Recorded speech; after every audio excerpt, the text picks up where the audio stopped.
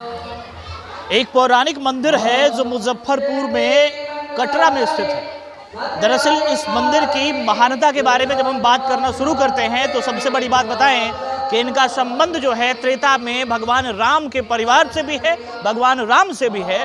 और इनकी पौराणिकता और महानता की अगर आप गाथा सुनने बैठेंगे तो शायद दिन कम पड़ जाएगा।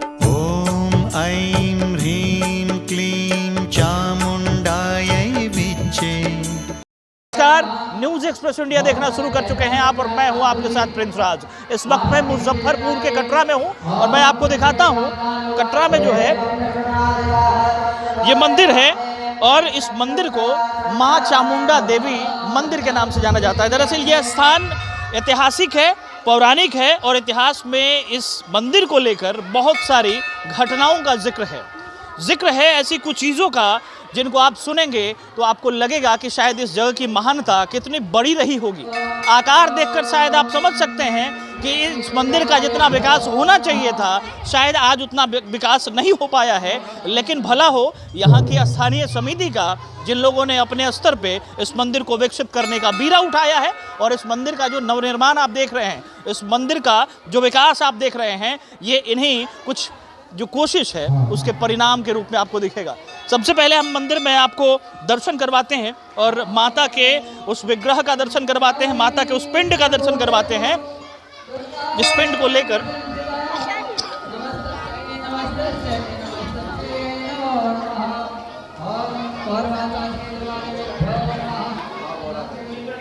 जिस पिंड के बारे में ऐसी चर्चा है कि ये पिंड जो है चंडमुंड संहार के बाद माता का यहीं पे अवस्थित है। और सबसे बड़ी आपको बात बताएं कि ये जो आप कटरा दर्शन के लिए जाते हैं, जम्मू कश्मीर दर्शन के लिए जाते हैं, दरअसल वो प्रतिरूप है, वास्तविक स्वरूप जो है वो यहीं पे है। और पुजारी जी हैं यहाँ पे, उनसे बातचीत भी करेंगे और वो बताएंगे और वास्तविकताओं के बारे में, ऐतिहासिक पहलुओं के बारे में इनसे बातचीत करेंगे। तो क्या नाम हुआ सर आपका? करण कुमार झा। अच्छा करण जी, एक बात बताइए, कब से है यहाँ? यहाँ तो मैं 12 साल से हूँ। 12 साल से आप सेवा कर रहे हैं माँ की? जी।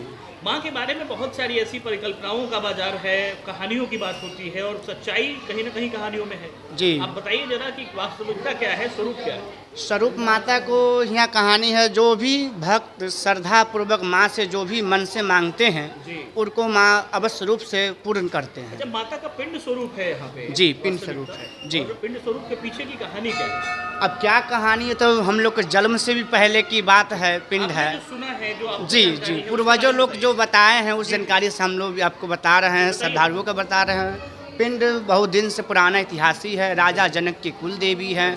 राम जी जो विवाह करने के लिए जनकपुर पहुँचे थे तो इसी रास्ता से गुजरते हुए पूजा करके माँ के ही तब प्रस्थान किए थे अहिल्या को। कहीं ना कहीं इस मंदिर का जो है संबंध जी है। जी जी, त्रेता युग से पहले का संबंध है, तब ना राजा जनक के कुल देवी हुए।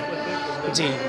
और जो यहाँ पे कहा जाता है कि जो भी मनोकामनाएं होती हैं, भक्त आते हैं मांगते पूरी हो जाती है। जी जी, आपने अभी ऐसा कोई चमत्कार अभी देखा है? अक्सर देखते हैं। बहुत यूपी का 2-3 पागल आया जिसको नशा पदार्थ खिला के लूट लेता है। वो धनतेरस के दिन आया था। माँ की कृपा में हम लोग सभी कमेटी पुजारी मिलकर उसको सेवा सत्कार किए। माँ को उसको सेवा करने के लिए बोले, झाड़ू लगाओ, ये करो, ठीक होकर चले गया। माँ की सेवा किया और वो ठीक होकर चले गया। कोई दवा बीरो की जरूरत नहीं। समय चल रहा है, नवरात्र में तो भक्तों की भीड़ जी ज्यादा होती जी है। जी, 7वीं 8वीं 9वीं 10वीं बहुत मात्रा में भीड़ रहती है। व्यवस्था होती है मंदिर की तरफ से? मंदिर की तरफ से भक्त लोग के कोई आने में कष्ट नहीं होने देना चाहिए, दर्शन में कोई कष्ट नहीं होने देते। हम लोग आए और उनको चढ़ा के प्रसाद श्रद्धा पूर्वक दे दिए। जो भी अपना भक्त को दान करना है दान पत्र में डालें। पंडित को अपना जो हो वो उधर करते वो सब मैटर अलग है। लेकिन श्रद्धा से जो भी मन्नत मांगते हैं, घर बैठे भी मांगेंगे तो उनको पूर्ण करेंगे, फिर माँ के आकर दर्शन कर सकते हैं, कोई दिक्कत तो भक्तों को यहाँ आना चाहिए दर्शन के लिए। नहीं। जी, बहुत बहुत शुक्रिया आपका। और ये पुजारी जी हैं और ये बता रहे थे कि भक्तों को एक बार मंदिर में, और जैसा कि मैं आपको बताऊं कि नवरात्र का पावन जो समय है वो शुरू हो चुका है।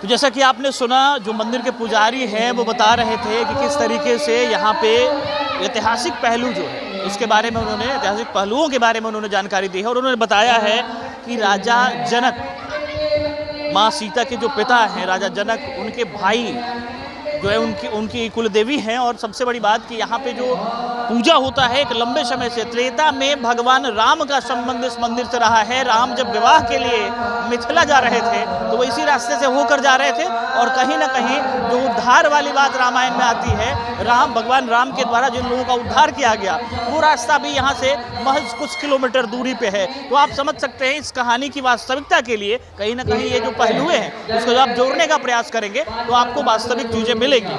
दूसरी जो सबसे बड़ी बात है, हम आपको बताएं, जब पहलुओं के बारे में हम चर्चा करना शुरू करते हैं तो चर्चा ये भी है कि यहाँ पे एक ऐसे राजा हुआ करते थे जिनके जो युद्ध में जाने वाले थे, उनके देश के ऊपर जो है शत्रुओं का आक्रमण हुआ था, और राजा अपनी पत्नी से ये वादा करके निकलते हैं कि घर में जो पेड़ है, घर में जो तुलसी का पौधा है, वो अगर मुरझा जाए तो आप ये समझना कि शायद हम वीरगति को प्राप्त हो गए। लेकिन उनके मंत्री के द्वारा एक निकलते हैं कि घर में जो पेड़ है, घर में जो तुलसी का पौधा है, वो अगर मुरझा जाए तो आप ये समझना कि शायद हम वीरगति को प्राप्त हो गए। लेकिन उनके मंत्री के द्वारा एक दगाबाजी होती है, और महाराज तो उधर युद्ध के मैदान में लड़ाई कर रहे होते हैं, लेकिन इधर तुलसी का पौधा जो कि साजिश के तहत सुखा दिया जाता है। और उसके बाद महारानी जो है उनको ये समझ आता है कि शायद महाराज वीरगति को प्राप्त हो गए। उसके बाद जो महारानी है वो कहीं ना कहीं अग्नि में समाहित हो जाती हैं। जब राजा युद्ध से लौट कर आते हैं तो उनको काफ़ी निराशा हाथ लगती है, और इस पीड़ा में, इस दुख में वो भी जो है अग्नि समाधि ले लेते हैं। तो कहीं ना कहीं इस पूरे मंदिर का जो है, इसका जो अवशेष है इन घटनाओं का, इस पूरे मंदिर से मिलता है। ऐतिहासिक मंदिर है, पौराणिक मंदिर है, और नवरात्र के समय में जब देवी के 9 स्वरूपों की पूजा होती है तो इस मंदिर की महानता देखने दूर दूर से लोग आते हैं, लाखों की संख्या में आते हैं। तो अब ज़रूरत इस बात की है कि मंदिर न्यास समिति इस ऐसे जो ऐतिहासिक पहलू हैं उनको समेटे, उनको एक साथ जो है विकसित करने के लिए धन की व्यवस्था करें, और जो ग्रामीण प्रयास कर रहे हैं उस प्रयास में एक भागीरथी प्रयास जो है कहीं ना कहीं परिषद की तरफ से, समिति की तरफ से और न्यास समिति की तरफ से हो, और ये मंदिर विश्व पटल पर एक ऐसे सितारे के तरीके से जगमग हो जिसको सारा दुनिया इसकी महानता और इसकी पौराणिकता के बारे में जान सके। अभी फिलहाल इस मंदिर से बस इतना ही। देखते रहिए न्यूज़